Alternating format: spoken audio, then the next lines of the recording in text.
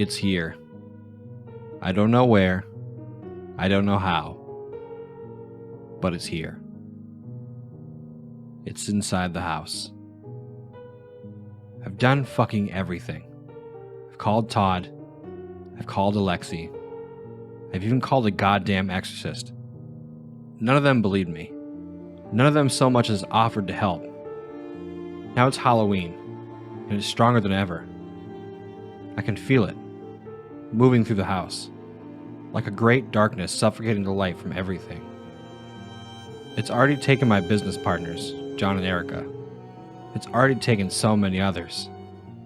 I'm upstairs, in my bedroom closet. I've been here for 3 hours now. And I'll be here for 3 more, if that's what it takes. I don't know if the thing hates the sun, but it's never bothered me during the day. Only at night. Always at night.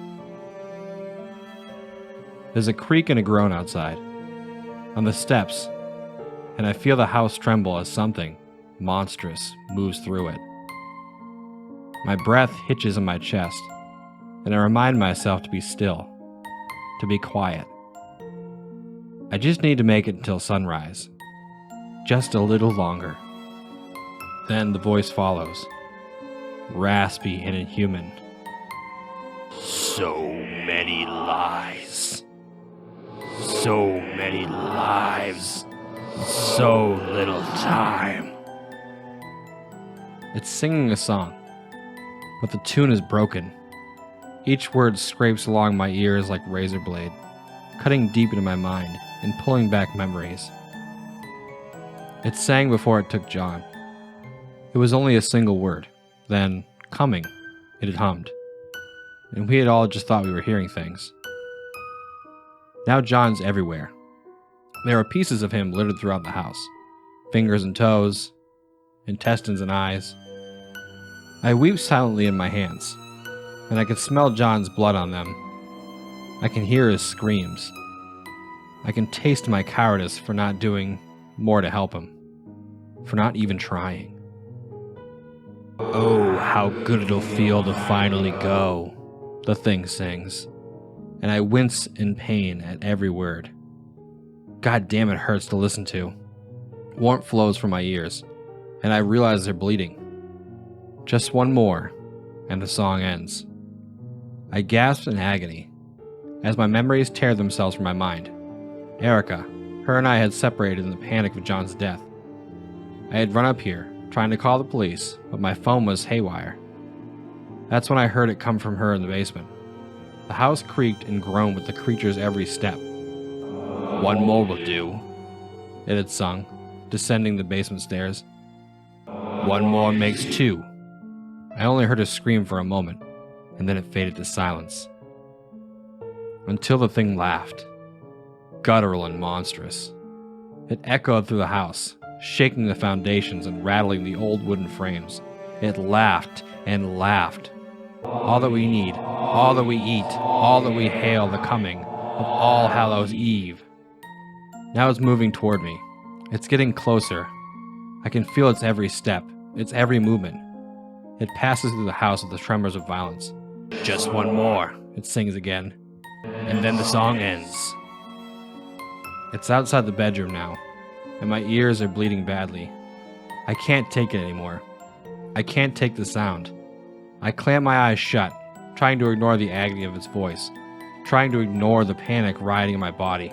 The floorboards creak outside the closet, and I smell something rotten, vile and grotesque, something dead, as a low groan at the closet door slides open. Lookie Lookie, it sings, discordant and tuneless. Would you like to see something spooky? I don't look. Agony tears through my ears. They're being split open from the inside out, and the blood is pouring from my head in a river down my jaw. I whimper, and something leans close to me. The smell of rot is clearly unbearable now, and I gag and retch, but I refuse to open my eyes. I can't. If I see it, then it's real. If I see it, then I die.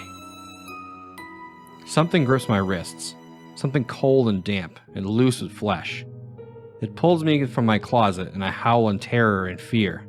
It's taking me somewhere. Please, I sputter. Please don't. My leg cracks as it drags me down the steps, and I scream. My eyes are clamped shut, but I feel myself moving through the pieces of John as the creature pulls me through the house. Finally, it stops. I'm hyperventilating now, my chest rising and falling in rapid succession. "Oh no, no," I muttered, again and again. "Yes," it says. And this time, it isn't singing. It tosses me by the arm, and I feel my shoulders snap backwards out of its socket.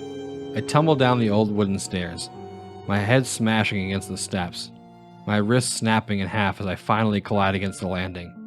I groan, tears and blood streaming down my face. "Lookie Lookie," it sings, though its voice is now guttural and horrible. "Lookie Lookie," it sings, though its voice is now guttural and horrible. It grabs me by the back of my hair, pulls my head up, and reaches its finger down my eyelids. "Wouldn't you like to see something spooky?" It pulls them open, and I see our studio. Our cameras pointing toward the cages, 10 of them, each filled with pieces of the children, each a tapestry. The light in the basement is dim, but I can see Sally's witch hat, still tied to her head. I can see Michael's werewolf paw, still in his dismembered hand. I lick my lips. There, in the back, is Yonda's Cinderella costume. The glass slipper is still upon her feet. The thing throws me forward, and I crash against the steel bars of the cage. When I look up in a daze, I see Erica's corpse. My dear filmmaker, mutilated and cut into pieces.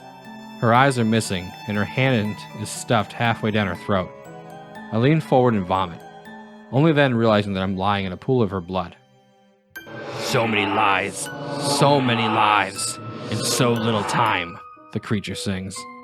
I hear the click of a button being pressed, and see a red light hovering in the darkness. The camera is recording. "Lookie Lookie." "Please," I rasp. The house creaks and groans as it steps forward, and my body scrambles backwards on its own accord. "Wouldn't you like to see something spooky?"